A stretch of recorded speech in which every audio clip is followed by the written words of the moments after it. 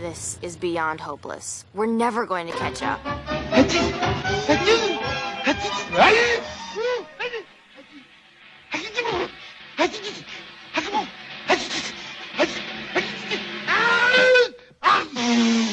Galufnog.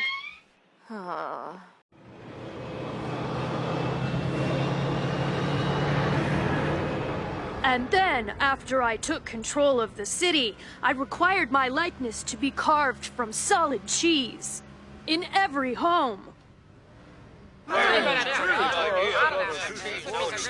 With the assistance of Henchy, of course.